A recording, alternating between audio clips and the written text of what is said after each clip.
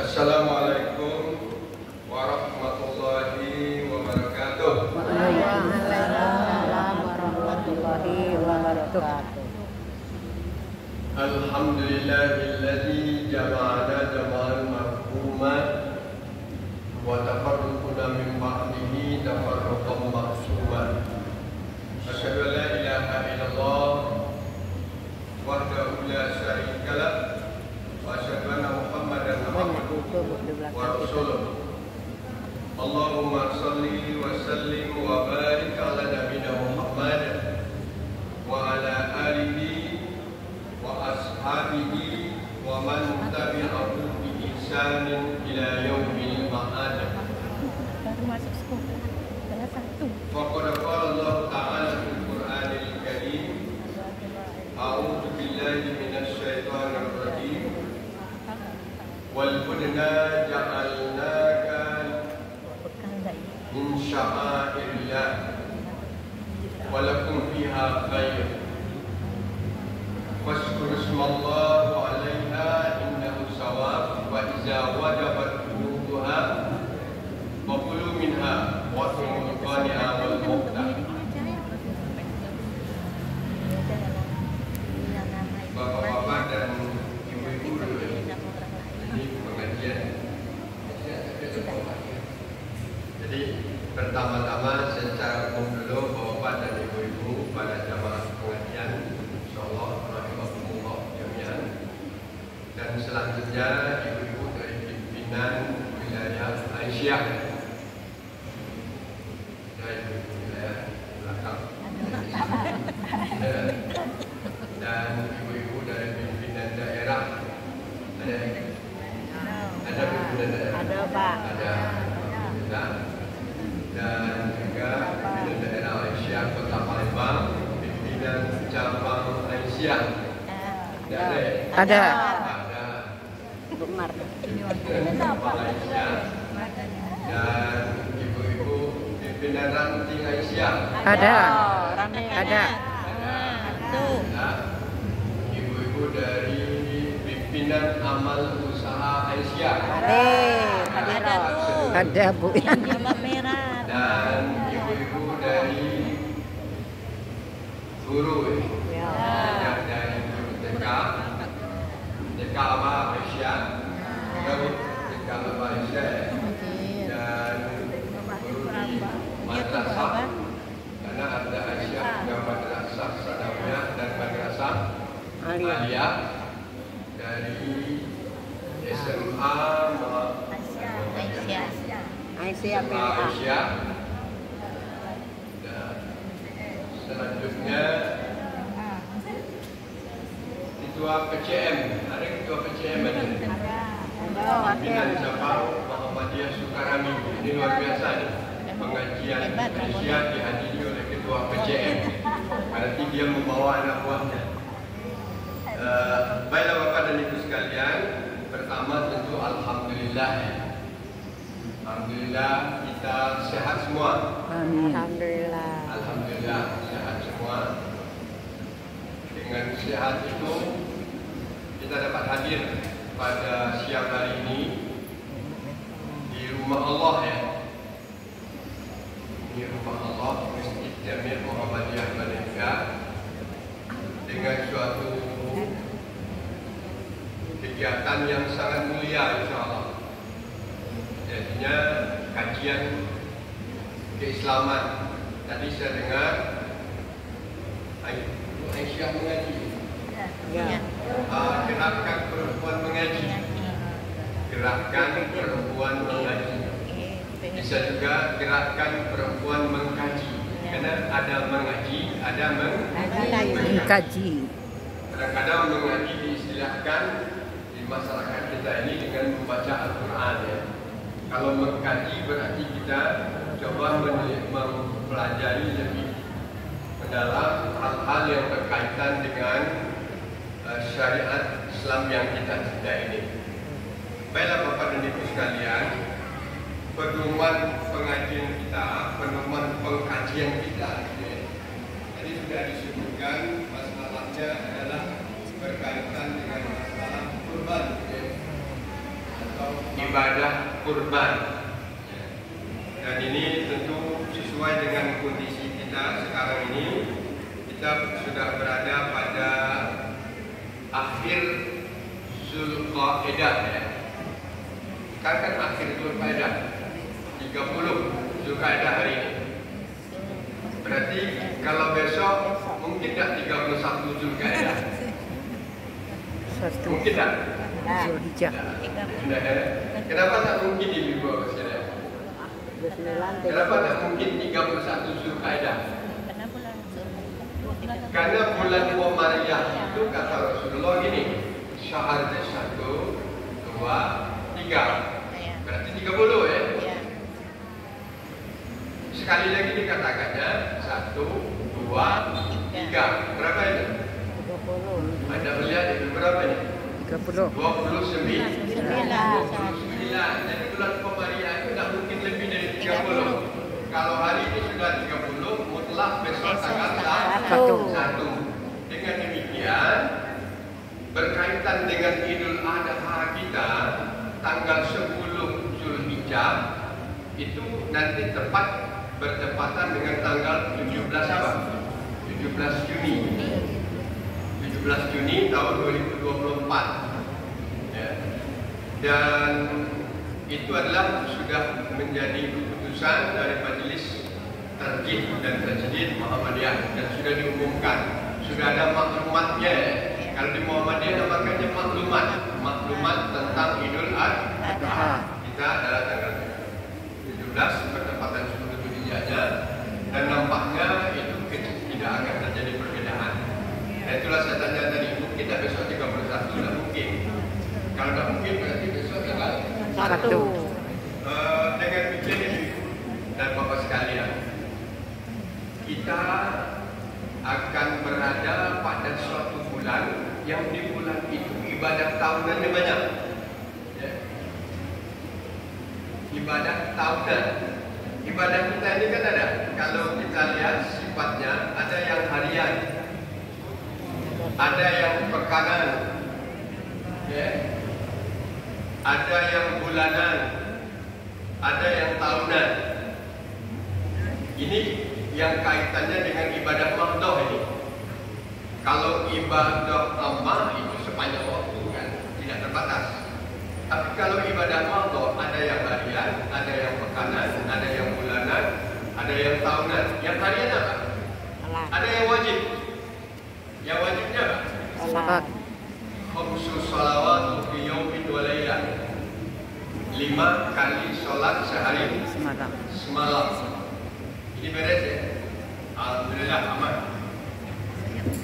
Kemudian didukung oleh ibadah maktoh yang sifatnya tidak wajib.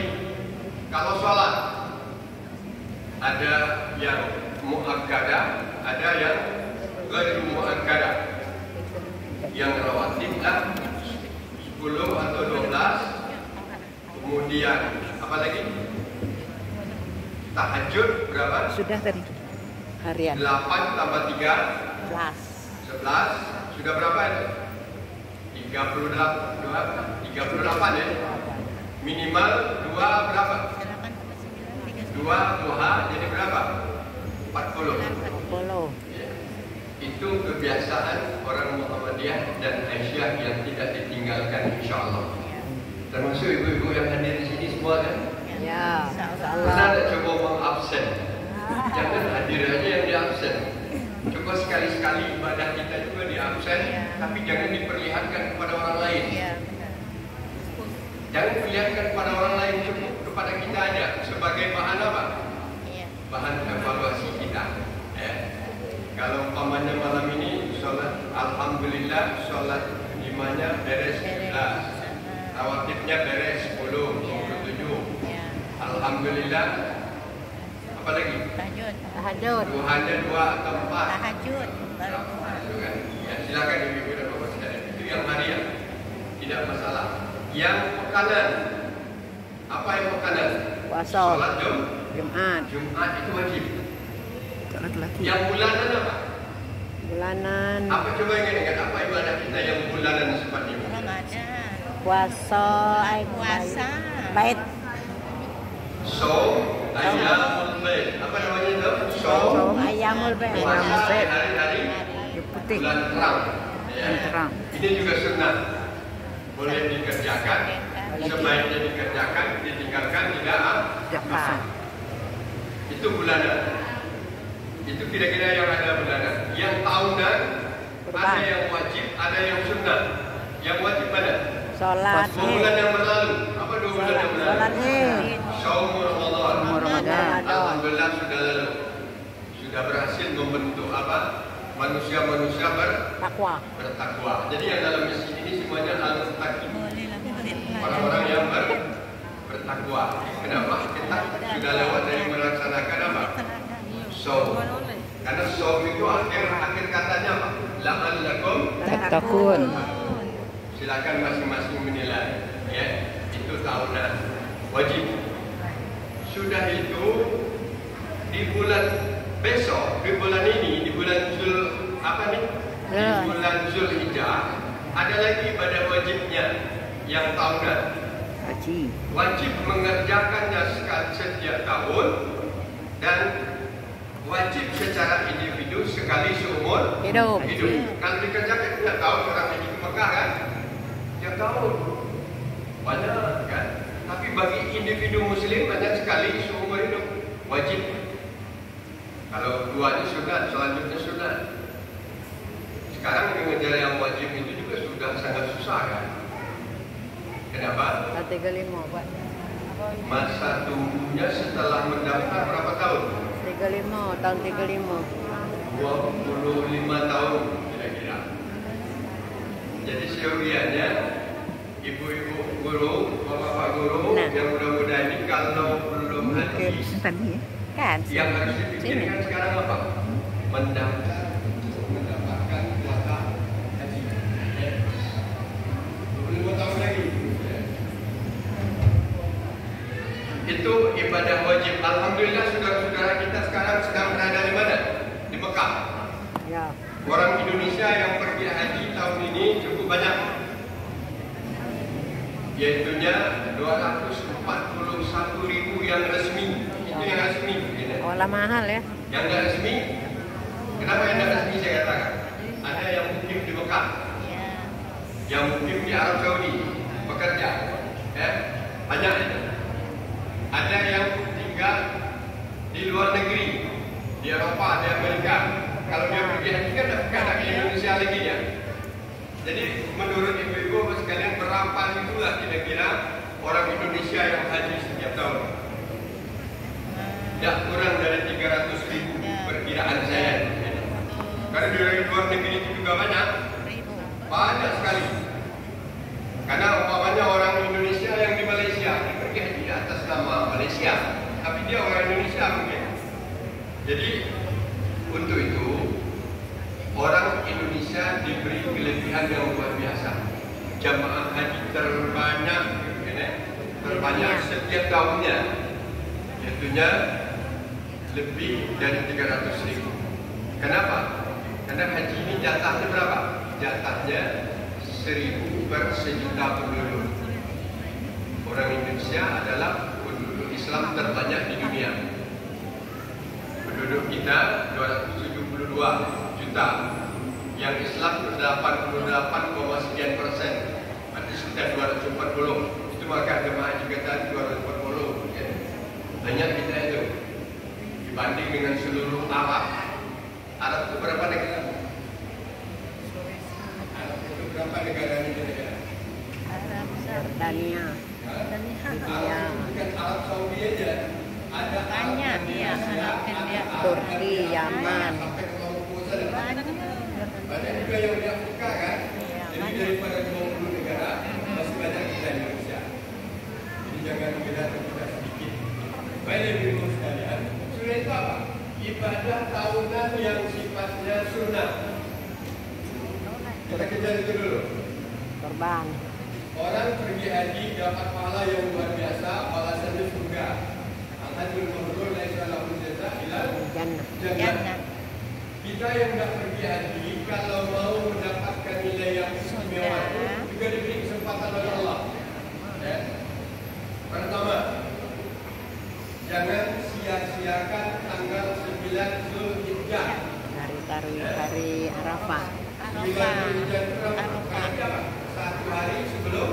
Id.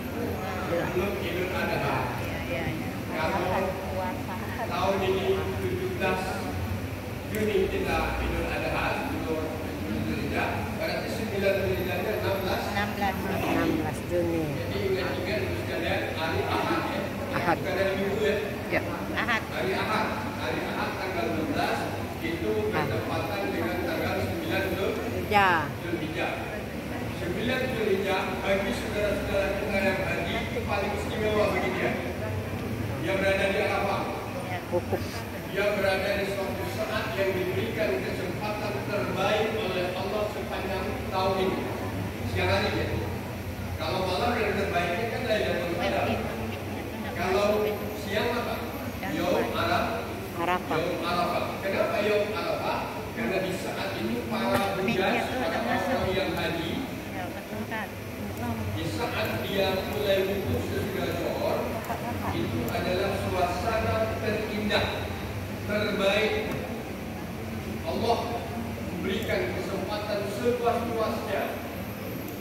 Kata Allah, malu aku kalau tidak mengabulkan doa-doa orang yang meminta di padang Arafah. Maka itu sekalian, istilahkanlah Al-Hajju Arafah. Haji itu adalah Arafah puncaknya. Bagi orang yang haji, bagi kita apa? Puasa. Apa yang kita dapat banyak nilai? Puasa. Bukan karena pahalanya, kita beramal bukan karena pahala ya. Tetapi pahala itu jelas ada itu ya. Ada janji Rasulullah gini.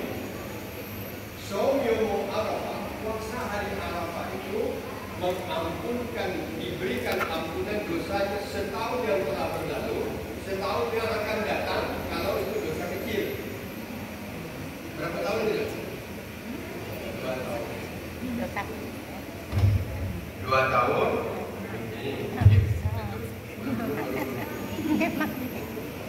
Jadi 2 tahun nilainya hanya puasa Shaum 1 hari Arafah. Jadi kalau begitu ibu-ibu Aisyah tidak ada yang melewatkan ya. Tidak ada yang melewatkan nanti hari Arafah tanggal 9 Zulhijjah melaksanakan Puasa. apa tadi? Puasa. Puasa Arafah. Selanjutnya ibu sekalian, dosa kecil berarti kalau dosa besar enggak ya. Dosa besar tidak akan diampuni oleh Allah kalau orang itu tidak bertobat kepada Allah dengan taubatan nasuha. Taubat dengan sebenar-benarnya taubat kepada Allah Subhanahu wa taala. Apa lagi yang sunnah selain itu? Tarwiyah. Setelah kita berbuka, ada lagi amal sunnah yang sifatnya tahunan. Walaupun harian juga kita biasakan, tapi di saat itu istimewa. Yaitu takbir, tahmid, apa lagi? Tahlil. Kan biasa kita baca Allahu Akbar biasa ya. Alhamdulillah biasa, la ilaha illallah biasa. Tetapi di saat hari-hari yang hari Idul Adha sampai dengan hari Tasyrik itu nilainya luar biasa. Caranya juga berbeda kan? Kalau biasa kita kan baca subhanallah, alhamdulillah, la ilaha illallah, Allahu Akbar biasa kan? Tapi kalau di saat nak lebaran Allahu Akbar, kalau orang di sana di Mekah apa dia? Bertakbir. Kalau kita di sini apa? Bertakbir. Allahu Akbar. Terutama sudah sholat. Ya. Dan itu kan dia boleh tahunan. Hari-hari biasa tidak boleh kita keraskan suara bertakbir di masjid seperti itu. Karena tidak suasana apa? Tidak suasana Idul Adha. Dan yang akan lebih istimewa lagi setelah itu adalah Idul Adha. Tahunan juga. Sholat Idul Adha. Kita ramai-ramai ke lapangan. Sudah itu apa? Kurban. Lakukan sholat dengankan kurban. Setelah itu apa? Apa amal yang terbaik? Kurban. Inilah yang akan menjadi apa? Pokok masalah kita. Ma'anilah ibnu Adam. Tidak ada amal ibnu Adam ahabbu ilallah yang paling dicintai oleh Allah. Yaumin nahar min iraqatil yad. Tidak ada amal ada yang lebih dicintai dan sangat disenangi oleh Allah setelah melakukan sholat tadi min hadlib setelah sholat Idul Adha itu selain daripada mengalirkan darah hewan kurban.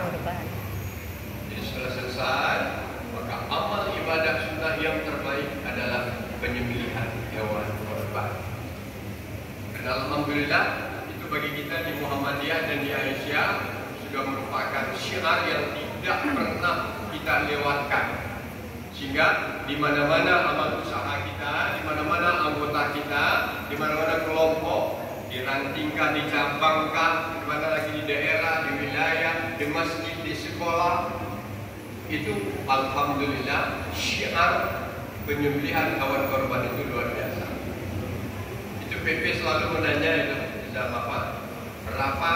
berapa jumlah korban tahun ini di Sumsel. Kita tidak pernah terdata seluruh Sumsel. Zaman saya juga tidak pernah paling menjawab hanya di Palembang aja. Karena seluruh Sumsel sangat sulit juga. Kadang-kadang datanya tidak lengkap di Palembang aja berapa ratus kira-kira.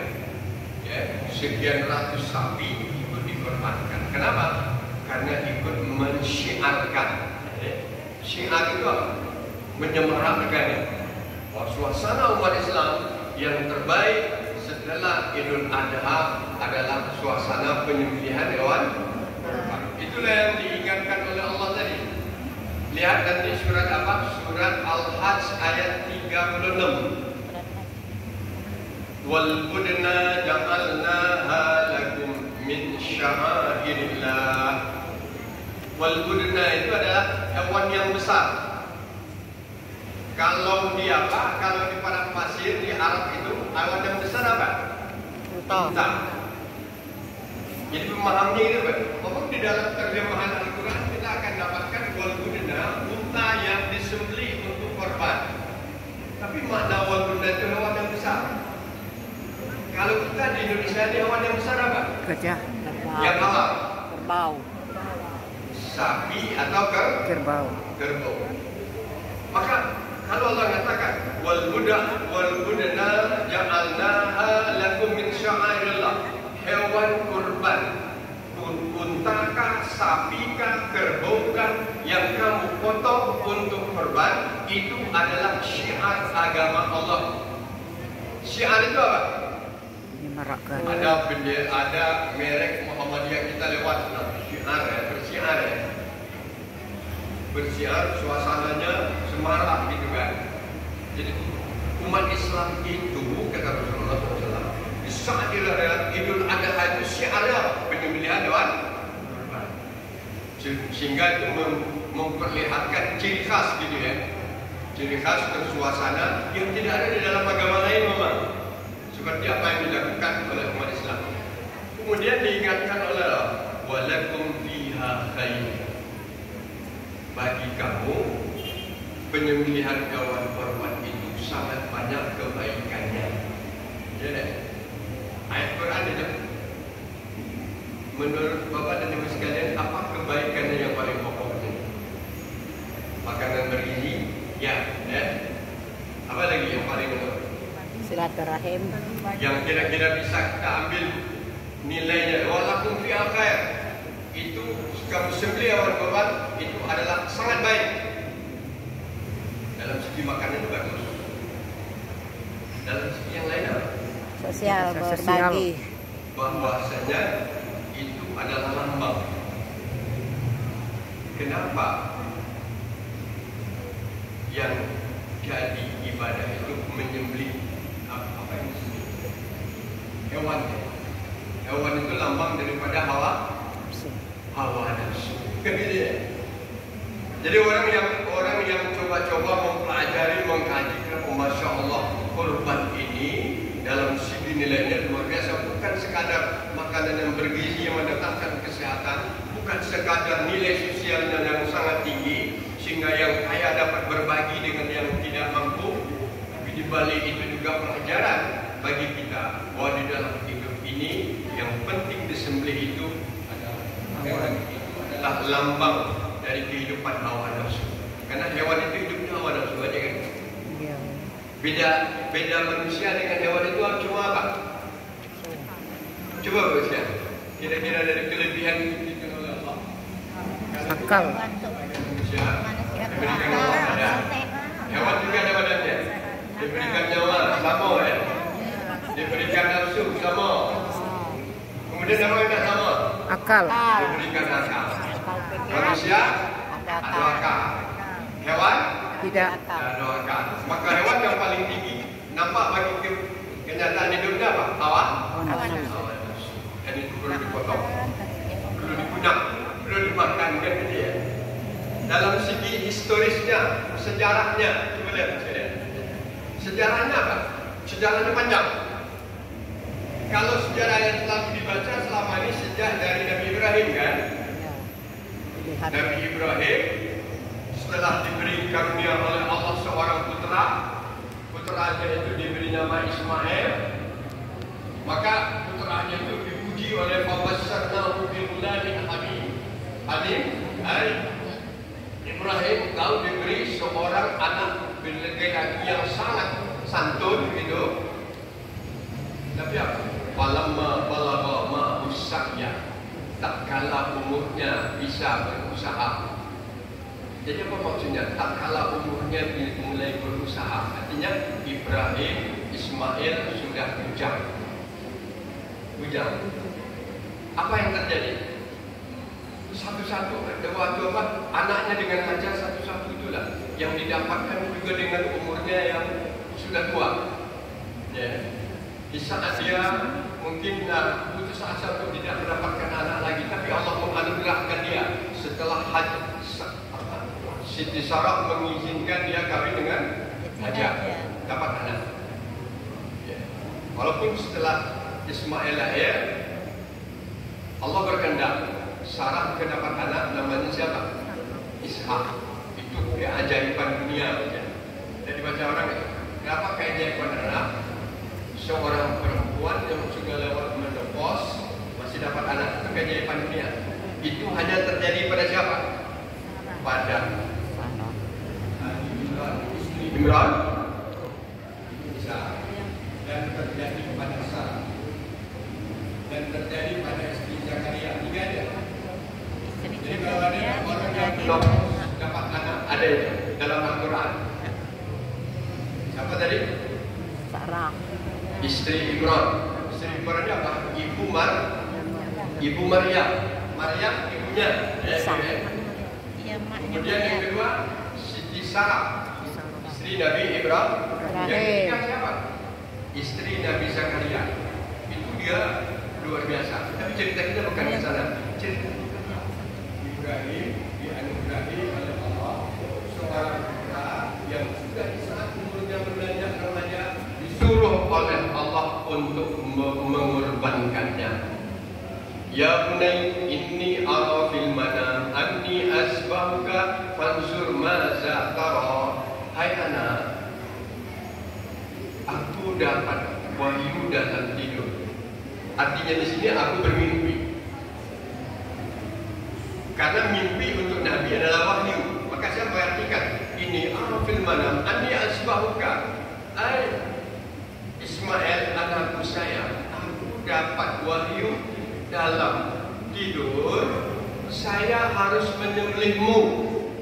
Coba lihat, seberani apakah seorang ayah mendapat yang begitu susah untuk mendapatkan anak di saat anak yang sudah bujang tiba-tiba disuruh apa? Sembelih. Dikorbankan. Coba lihat, apa kira-kira kata Ismail waktu itu? Kan ayah. Kalau anak-anak kita lari langsung dia. Apa jawabannya? Ya abati alma tuhma satajiduni insyaallah minas sabirin. Ayah, kalau itu perintah Allah, lakukan ayah. Ayah akan lihat bahwasannya saya akan menerima jadi sabar. Apa maksudnya itu? Begitu sikap yang diperlihatkan oleh Nabi Ismail, dia kalau itu perintah Allah lakukan ya. Kalau itu perintah Allah, berarti apa? Ibrahim betul-betul berhasil mendidik anaknya menjadi anak yang soleh. Jadi kalau begitu pesan yang istimewa juga dari kurban dia begitu pentingnya penting. Ini sejarah. Kemudian ibu-ibu sekalian kita lihat istilah kurban itu ada 3. Yang pertama kurban, yang kedua uluhiyah, yang ketiga tahap. Ya. Idul Adha itu artinya apa? Idul Adha artinya apa? Hari raya Kurban. Jadi kalau begitu kurban itu bahasa Arabnya juga Adha, uluhiyah. Ya. Kemudian, tapi bagi kita yang terkenal istilahnya apapun kurban. Jadi yang pertama kurban, yang kedua adalah uluhiyah atau adha. Yang ketiganya an-nahar. Dua dalam Al-Quran. An-nahar itu mengalirkan darah hewan kurban. Semuanya ada dalam Al-Quran. Kalau an-nahar ini ayat yang dibacakan oleh Muhammad kita tadi apa?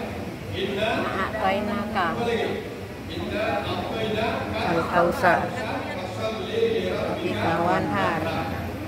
Innasyani fasalli salatah wanhar siang. alirkanlah darah hewan kurban. Maka hari raya tanggal 10 itu disebut juga Yaumun Nahar. Ada lagi yang keempat, nusuk.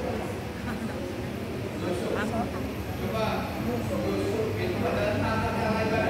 Inna sholati apa lagi? Wa nusuki wa mahyaya wa mamati Sesungguhnya sholat itu ibadah di dalam tafsir diartikan adalah kurbanku. kurban. Jadi cara melaksanakan keduniaan itu semuanya. Kalau haji manasik namanya kan? Manasik haji. Kalau nusuk adalah cara penyembelihan hewan kurban. Jadi ada 4 ya. Ingat dulu 4 ya. Pertama dari kurban. Uluhiyah atau adha. Adha yang keempatnya adalah nusuk.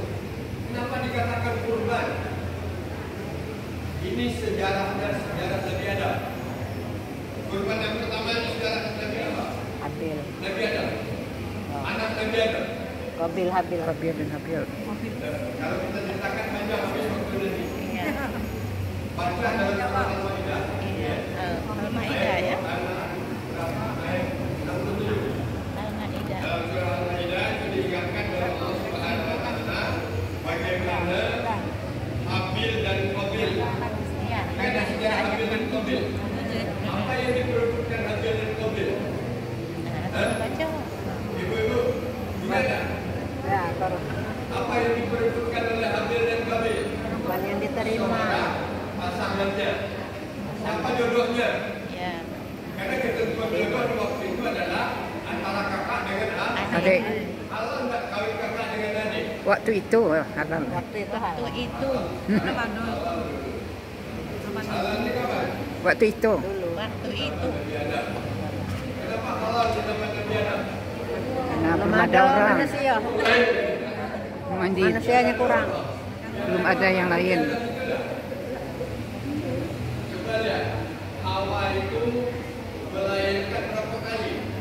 40 kali. Masya Allah. Ibu melahirkan berapa kali? 2 kali. Ada 6. Ada sekali.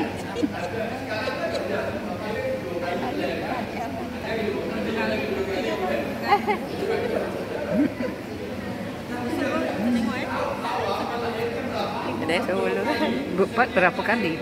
7 kali. 7. Berpasangan laki-laki dan perempuan.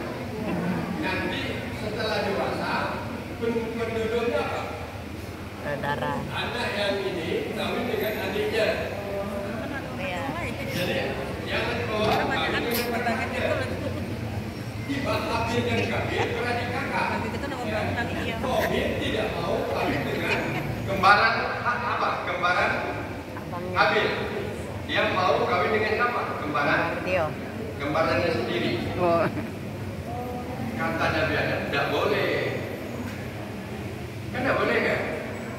Karena syariatnya di waktu itu Qabil harus kawin dengan kembaran Habil. Tapi tidak tertarik siapa. Pokoknya aku nggak tahu. Ada nggak sekarang anak muda yang pokoknya itulah. Ada nggak kira-kira? Dulu ini ada nggak? Tidak ya. Pokoknya kalau tidak jalan jadi. Itu terjadi apa? Kalau seperti itu orangnya contoh Qabil. Apa? Qabil. Akhirnya dia maksa juga. Nabi Adam dia nakal. Datang perintah pada Allah Subhanahu wa Ta'ala disuruh masing-masing berkorban. Korbannya apa? Satu ekor kambing. Satu ekor kambing. Maka Abi mencari kambing. Qabil juga. Pendek cerita yang diterima ada tandanya setelah dia berkorban yang diterima adalah korban Habil.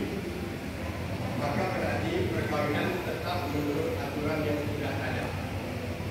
Tapi apa yang terjadi? Habil terima. Pokoknya berkawin dengan saudara. Bagaimana caranya? Satu-satunya karena di waktu itu belum ada cara pembunuhan, dibawanya kawin jalan-jalan kemudian dibunuhnya. Setelah dibunuhnya apa? Dilahirkan. Bagaimana mengukurkannya? Jadi belum ada cerita orang membunuh waktu itu. Silakan baca sejarah Nabi Adam. Yang saya maksudkan di sini, istilah kurban yang kita pakai itu terambil dari sana. Isqarraba kurbanan qad tuqbila min ahliha walau yutaqabbal min al-akhar. Ketika keduanya berkurban, diterima salah satunya dan tidak pada satu yang lain. Itu siapa? Habil dan Qabil. Jadi kalau begitu, kita berkorban, mungkin ada juga yang diterima, mungkin ada juga yang tidak diterima. Agar diterima bagaimana? Pakai hati. Inna sholati wa nusuki wa mahyaya wa mamati lillahi artinya tanamkan keikhlasan kepada Allah. Bukan karena dia, tidak lama aku naik berkorban, kawan ikut kalau. Kan? Ada enggak? Kalau orang mau mati ada jual itu ya. Dalam aku. Kalau korban, masakan kita hidup. Padahal aku lebih daripada dia. Korban juga dia. Orang-orang itu korban doang. Tapi karena apa? tidak lemak. Tapi tidak lemak. Apa? Dia merasa tinggi daripada yang lain. Maka korban artinya yang sudah lihat adalah mendekatkan diri. Artinya beribadah mendekatkan diri dengan menyembelih hewan untuk dagingnya dinikmati dan dibagi. Itu kurban. Kemudian kegiatannya penyembelihan hewan korban di waktu pagi. Ayo nak balik lewat lah. Ayo angkat tangan dulu. Rata-rata kalau bila korban pagi. Angkat tangan dulu. Izin dulu. Izin ke sana. Kemudian apa lagi? Nusuk caranya di antaranya dalam ayat yang kita baca tadi. Apa caranya?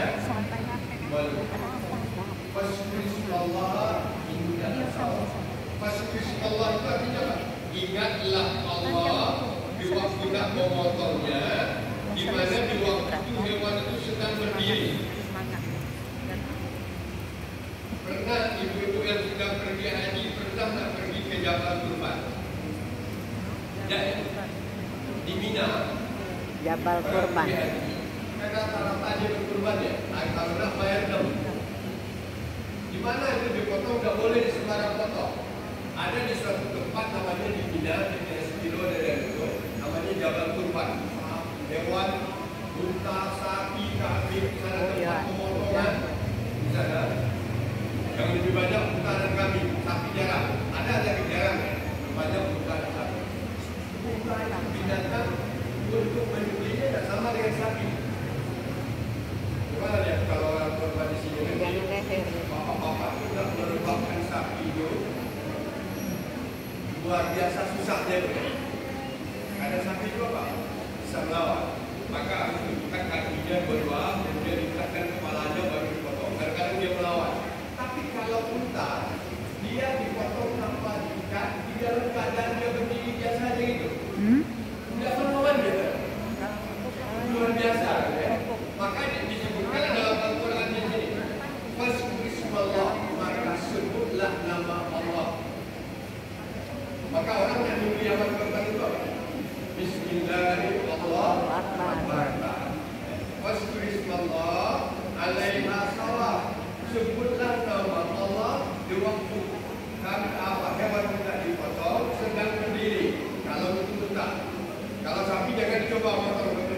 Kalau sapi betul-betul berdiri, mungkin orang lain dulu meninggal daripada sapinya. Yakin ya mesti ada, tapi kalau kita lain ya. Setelah itu apa? Cara motongnya. Jadi kalau bapak-bapak dari ibu mau tahu tata cara panduan berkorban, baca ayat ini. Pertama, jadikanlah korban itu syiar. Yang kedua, di waktu menyembelihnya berada dalam keadaan siap. Kalau di sini berdiri berarti juga dalam keadaan siap. Siap. Kalau sapi mesti dipotong, diikat dulu kakinya, kepalanya, baru setelah tenang dipotong. Kambing juga begitu. Tapi kalau kita dalam keadaan berdiri, hanya kepalanya yang diikatkan begitu, dipotong begitu. Dan saya juga pernah lihat. Sudah itu apa? Ada ini kan dari ini jadi bagian berbagai. Ada yang benar ini. Kalau menjadi jam jabatannya, ada siapapun ada ikut motor. Dan menyaksikan, yang saya maksudkan yang dijelaskan ayat ini. Fa'iza wajabat ini penting. Apabila hewan itu sudah terbalik ke kiri sudah, artinya sudah pasti dia mati. Kadang-kadang panitia program tidak sabar. Karena sapi kalau dipotong dia tak langsung mati. Ayam aja beberapa menit baru matinya. Kalau sapi paling cepat 5 menit dipotong 5 menit sudah. Darahnya bersiapa? Keluar. Kakinya masih bentak-bentak yang belakang. Ada orang yang tak sabar, belum lagi mati, selesai mati, artinya rohnya itu keluar secara sempurna, sudah ditariknya, sudah dikulitinya, namun tidak terjadi. Maka itulah ayat Al-Quran yang mengatakan Fa'iza wajabat tubuha. Kalau hewan itu sudah pasti matinya, sudah pasti terbaringnya, lalu di preseli. Ya, kalau di rumah potong lain itu ya, rumah potong itu kan rumah potong itu sistem potongnya kan ada. Saya pernah sidak ke rumah potongan jam 2 malam sebagai anggota Dewan Fatwa. Benar tak dia cara memotong jam 2 kekerasan dan ini melihat secara mendadak benar tak dia cara memotong? Karena kalau di rumah potong itu dia tak sama dengan seperti di sini. Dia dibuatkan lorong gitu ya. Lorong yang sapi kalau masuk, tapi di akhir dia sudah apa? Bentuk hingga kepalanya itu akan itu memang kalau sapi di rumah potong tidak diikat lagi, dia tegaknya dalam potongnya. Tegak. Dan dia dapat bergerak lagi, dia sudah terjepit di dalam. Tapi bedanya sedikit kepalanya jadi apa? Itu yang diperdebatkan di majelis ulama. Boleh tidak atau tidak? Jadi karena itu akhirnya difatwakan boleh, karena itu adalah masalah kajian. Jadi kembali kepada masalah